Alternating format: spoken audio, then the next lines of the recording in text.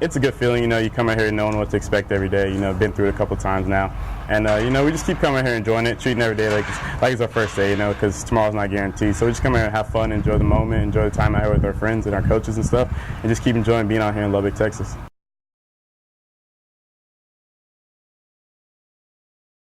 I think it's very important because without God, I wouldn't have received any of those things. So I give all my thanks and all my grace to God. And it's a fun thing to have those awards. When you wake up and you have your little trophies or whatever. That's cool to show your friends and things like that. But at the end of the day, it's all about going to that next level. And this year, it's not about the awards. It's about getting us into the NCAA tournament, and that's our biggest goal this year, and that's what we're going to strive to achieve.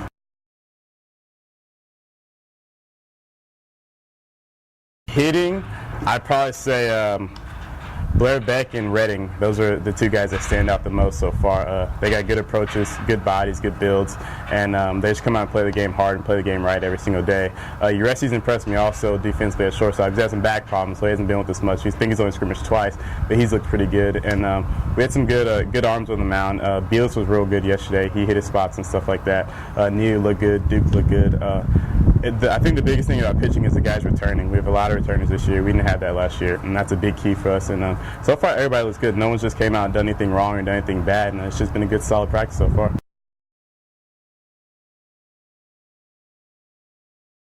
I hope not. It's going to be hard for it not to be in the back of my mind. It's a dream. That's a dream I've wanted since I was a young kid, and it's right there in arm's reach now. But I'm really trying not to focus on that. I'm trying to worry about that when that time comes. When June comes, we'll worry about that. But as long as I'm here at Texas Tech and we're still playing baseball games, that's the top of my priority list.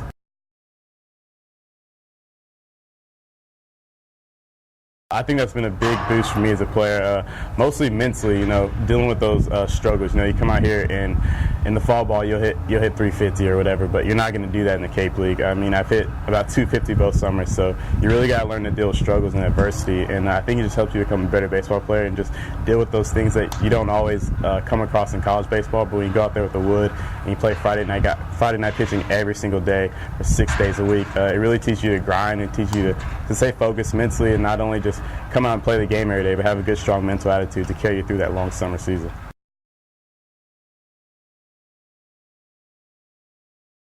I'd have to say maybe that sweep over Kansas, because we really needed that series, and we needed 2 out of 3, and we came back on Sunday and got the walk-off walk from Dre, and that was a big one for us. That really gave us a boost, and that got us back going on the right track again, and that's what we really needed that weekend. And we came out, we played well, we played hard, we had good pitching, and we stuck with it when we were down, and we kept pounding on them when we were up, and we came with that sweep when we really needed it.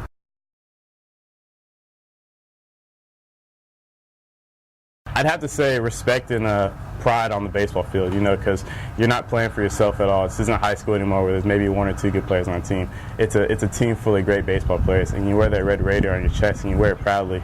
And you just got to have a lot of pride in what you're doing, and a lot of respect for the game, and respect for the university, and the people who come out and watch you play every weekend. So I think just understanding and respecting the game more has been what I've really pulled out of these 3 years at Texas Tech.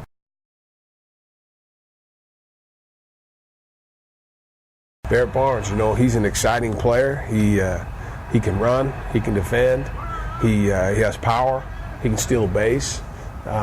Just really an explosive offensive and defensive player. He's a middle of the order bat. He's a great kid on top of all of it, and we're looking for him to have a big year.